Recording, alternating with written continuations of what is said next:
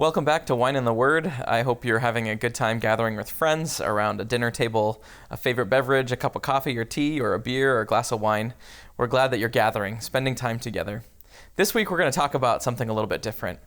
I recently put a post up on Facebook in a group of clergy friends that I'm familiar with, and I said, what's the most ridiculous church council argument that you've ever had? And I got some really great answers. They pinged almost immediately. So I'm going to give you the top 5 church council arguments, if you're ready. Number 5, what should the color of the carpet be?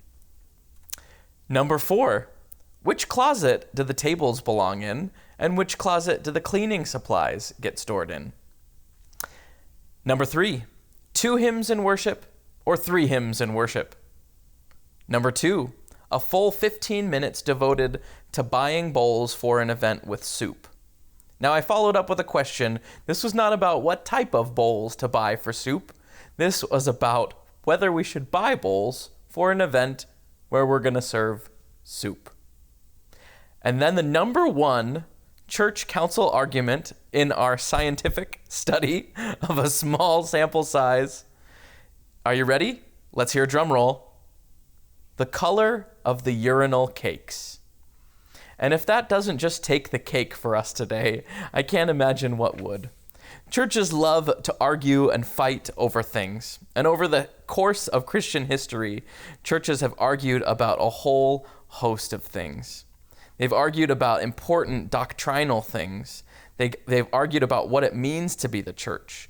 They've argued about how we can best serve our neighbors. They've argued about who belongs in the church and who doesn't. They've argued about worship style and worship dress. They've argued about all sorts of things. But I wanted to introduce to you a word that has become really powerful for me when we talk about these sorts of church disagreements. And that word is adiaphora. You can see it right here. The word adiaphora isn't a word that we use in our normal everyday life, but I kind of wish that it were. And I'm going to invite over the next couple minutes you to think about the ways that you can use this word in your own life. So Paul, when he wrote to an arguing church in ancient times, the Corinthians, they were arguing about a simple thing, about whether or not people could eat food that was given as a sacrifice to the Greek and Roman gods. They would offer this meal as a sacrifice, and then they'd have a big community barbecue and invite everyone in the town to eat the lamb or whatever had been sacrificed. And one group in the church said, we can't eat that. It's not right. We believe something differently. And another group of the church said, well, we're hungry, and this is a good way to be fed and a good way to participate in the community. Paul wrote back and said, either one is okay. This isn't of central importance. And in fact, he wrote something of what is the first importance. And in Paul's letter to the Corinthians, he says that what's most central to us is the proclamation that Christ has died for the sake of the world and that Christ was raised to new life. And that is at the center. Much, much later, Martin Luther got into all sorts of arguments about what the church should and should not be. But when it came down to it, what Martin Luther staked his life on was that what is central is our proclamation that we are saved by the grace of God, by nothing that we can do on our own. And that was the one central thing that Martin Luther kept at the center of his life.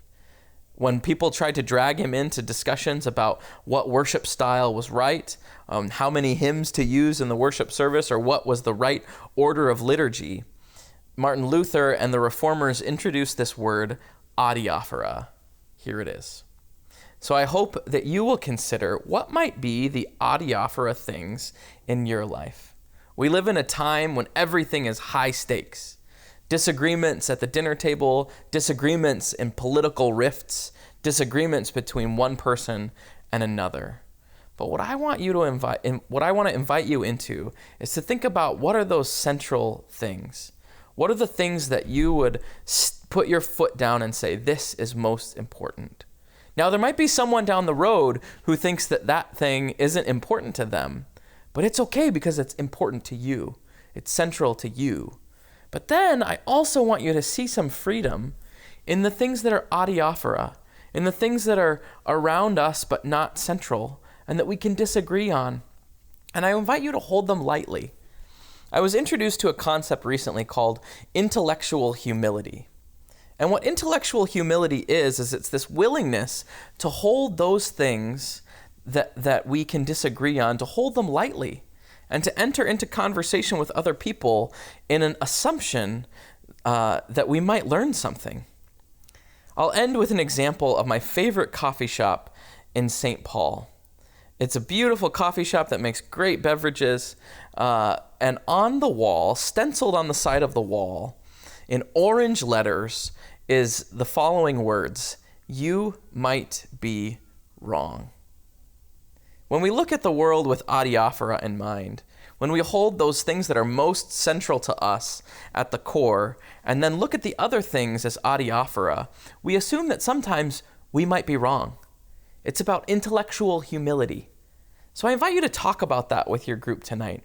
Think about the things that you hold core. Think about the things that are adiaphora. And finally, invite yourself to wonder about being intellectually humble in your own life as you approach different people, as you approach things that you learn.